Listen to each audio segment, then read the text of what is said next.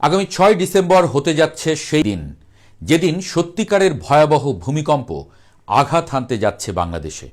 ধ্বংস হতে পারে রাজধানী ঢাকা, মৃত্যু হবে লাখ লাখ মানুষের।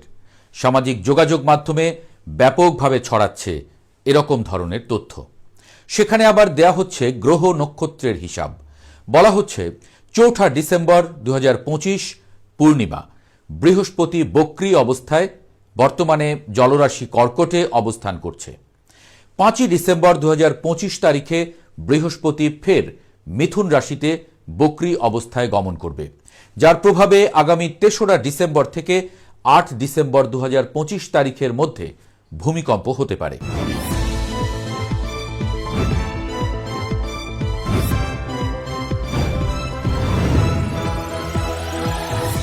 এমনিতে ভূমিকম্প আতঙ্কে ঘুমহীন রাত পার করছেন বহু মানুষ। তার উপর সামাজিক যোগাযোগ মাধ্যমে স্ক্রল করলেই এমন পোস্ট চোখের সামনে ঘোরাঘুরি করছে। তৈরি হয়েছে তীব্র ভয় আর অনিশ্চয়তা। সত্যি কি ৬ ডিসেম্বর সেই মহা ভূমিকম্প আঘাত হানবে দেশে?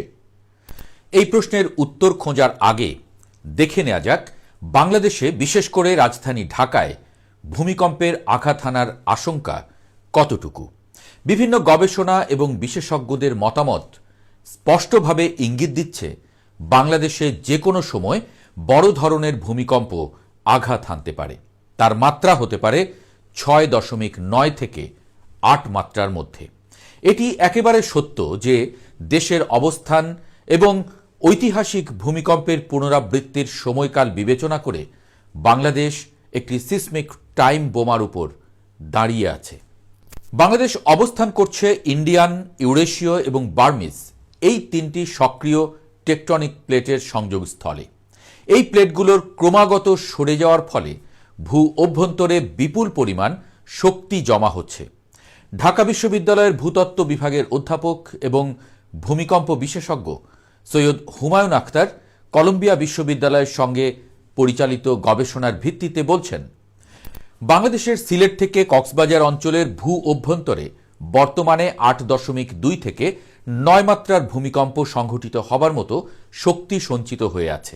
বিশেষজ্ঞদের মতে বাংলাদেশ অঞ্চলে বড় ধরনের ভূমিকম্প সাধারণত প্রায় ১.৫ শতক বা ১৫০ বছরের ব্যবধানে ফিরে আসে। ঐতিহাসিক তথ্য অনুযায়ী ১৭৬২ সালে প্রায় ৮.৫ মাত্রার গ্রেট আরাকান আর্থকোয়েক এবং ১৮৯৭ সালে আসামে আঘাত হেনেছিল ৮.৭ মাত্রার গ্রেট ইন্ডিয়ান আর্থকোয়েক, যার অভিঘাতে তৎকালীন বাংলা অঞ্চলে ব্যাপক ক্ষয়ক্ষতি হয়েছিল। এরপর ১৯৩০ সালের ধুবড়ি ভূমিকম্পের মাত্রা ছিল ৭.১।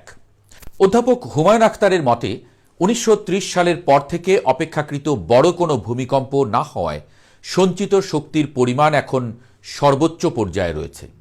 বাংলাদেশ প্রকৌশল ও প্রযুক্তি বিশ্ববিদ্যালয়ের পুরকৌশল বিভাগের অধ্যাপক এবং ভূমিকম্প বিশেষজ্ঞ মেহেদী আহমেদ আনসারি মনে করেন, বড় ধরনের কম্পন সাধারণত ১৫০ বছরের ব্যবধানে ফিরে আসে। সেই হিসাবে আবারও ৭ মাত্রার ভূমিকম্পের ঝুঁকি সামনে চলে এসেছে। আবার এর বিপরীতে কিছুটা সুখবরও শোনা যাচ্ছে। আবহাওয়া অধিদপ্তরের পরিচালক মমিনুল ইসলাম বলছেন, ২১শে নভেম্বরের পর ঘটে যাওয়া ছোট কম্পনগুলো মূলত আফটার শক, অর্থাৎ শুক্রবার ঘটে যাওয়া ৫.৭ মাত্রার ভূমিকম্পের পর শক্তি নির্গমনের স্বাভাবিক প্রক্রিয়া। ভূতত্ত্ব অনুযায়ী বড় ভূমিকম্পের পর ছোট ছোট বেশ কিছু ভূমিকম্প হয়। শুক্রবারের ভূমিকম্পকে প্রধান ভূমিকম্প হিসেবে দেখছেন তিনি। তাই আপাতত ৬ বা ততোধিক মাত্রার ভূমিকম্পের ভয় কম বলেই মত আবহাওয়া অধিদপ্তরের এই বিশেষজ্ঞের। কিন্তু যেভাবে বড় ভূমিকম্পের দিনক্ষণ ফেসবুকে বলে দেয়া হচ্ছে, তেমন পূর্বাভাস আদৌ কি দেয়া সম্ভব? কি বলছে বিজ্ঞান?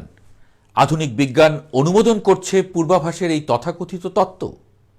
বিজ্ঞানীরা এক কথায় এর উত্তর দিচ্ছেন, না, ভূমিকম্পের আগাম কোনো পূর্বাভাস দেয়া সম্ভব নয়। যুক্তরাষ্ট্রের ভূতাত্ত্বিক জরিপ অনুসারে একটি সত্যিকারের ভূমিকম্পের পূর্বাভাসের ক্ষেত্রে ৩টি বিষয় জরুরি। এটি কোথায় ঘটবে, কখন ঘটবে এবং কত বড় আকারের হবে। সংস্থাটি বলছে, এখন পর্যন্ত কেউই নিশ্চিতভাবে এটি করতে পারেন না। ইউনাইটেড স্টেটস জিওলজিক্যাল সার্ভে বা ইউএসজিএস এর হিসেব অনুযায়ী সত্যিকারের ভূমিকম্পের পূর্বাভাসের ক্ষেত্রে তিনটি বিষয় জরুরি: এর স্থান, সময় এবং ব্যাপ্তি। সংস্থাটি বলছে এখন পর্যন্ত কেউই নিশ্চিতভাবে ভূমিকম্পের সময় বলতে পারে না।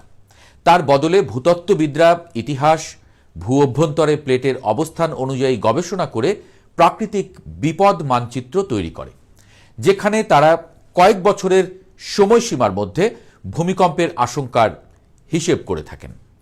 তবে United states geological survey USGS এবং দেশটির কয়েকটি বিশ্ববিদ্যালয়ের বিজ্ঞানীরা এমন একটি প্রযুক্তি উদ্ভাবনের চেষ্টা করছেন যা ভূমিকম্পের কয়েক সেকেন্ড আগে সতর্কবার্তা পৌঁছে দেবে। আর ওই কয়েক সেকেন্ডই কাউকে টেবিল বা খাটের নিচে আশ্রয় নেবার সময় দেবে, কিংবা ট্রেনের গতি কমানোর সুযোগ করে দেবে বলে বিশ্বাস বিজ্ঞানীদের। তবে এই ব্যবস্থার এখনও কিছু সীমাবদ্ধতার কারণে এর সত্যিকারের ব্যবহার শুরু হয়নি। প্রযুক্তির শিখরে অবস্থান করা আমেরিকাই যেখানে ভূমিকম্প পূর্বাভাসের ক্ষেত্রে এতটা পিছিয়ে আছে, সেখানে বাংলাদেশ পুরোপুরি অন্ধকারে। বাংলাদেশ এখনও ভূমিকম্প পূর্বাভাসের কোনো ব্যবস্থা তো নেয়নি, কোনো গবেষণার উদ্যোগও এখনও গ্রহণ করা হয়নি। এদেশে কখন ভূমিকম্প আঘাত হানতে পারে তা ভবিষ্যতের হাতে ছেড়ে দেওয়া ছাড়া আর কোনো উপায় নেই। আবার অনেক সময় কিছু কিছু প্রাণী যেমন ইঁদুর, সাপ এবং কুকুরের আচরণ থেকে ভূমিকম্পের আগাম পূর্বাভাস পাওয়ার দাবি করেন কেউ কেউ। বিজ্ঞানীরা বলছেন, ভূমিকম্প বা যে কোনো প্রাকৃতিক দুর্যোগের সময় প্রাণীর আচরণের ভিন্নতার সম্পর্ক পাওয়া যায় বটে, তবে এসব বিষয় এখনো পুরোপুরি প্রমাণিত নয়। এবার তাহলে ফিরে আসা যাক একেবারে শুরুতে উল্লেখ করা প্রসঙ্গটিতে।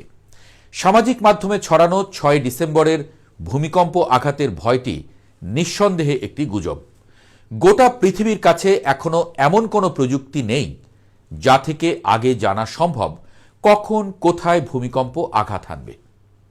গ্রহ নক্ষত্রের হিসেব করে ভূমিকম্পের সময় বের করে ফেলা যে পুরোটাই গুজব, তা নিয়ে আর কোনো সন্দেহ নেই।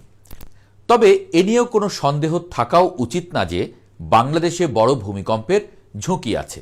আর সে ধরনের কিছু হলে বাংলাদেশ, বিশেষ করে রাজধানী ঢাকা, বড় ধরনের ক্ষতির সম্মুখীন হবে, তা নিয়ে খোদ রাজধানী উন্নয়ন কর্তৃপক্ষ রাজুকি নিশ্চিত। তাদের হিসাবে 6.9 মাত্রার ভূমিকম্পে রাজধানীর 8.5 লাখ ভবন ধসে পড়তে পারে। ঢাকাতে প্রায় 2 লাখ মানুষের মৃত্যুর আশঙ্কা করা হচ্ছে। ভূমিকম্প এমন এক প্রাকৃতিক দুর্যোগ যা প্রতিহত করা সম্ভব নয়, কিন্তু সময় থাকতে যথাযথ ব্যবস্থা নিলে এর ক্ষয়ক্ষতি কমিয়ে আনা সম্ভব। এখন সময় অযথা গুজবে কান্না দিয়ে নিজ বাসস্থান, কর্মস্থল, ভবন ভূমিকম্প সহনীয় কিনা তার খোঁজ নেয়া, সহনীয় না থাকলে প্রয়োজনীয় ব্যবস্থা গ্রহণ করা।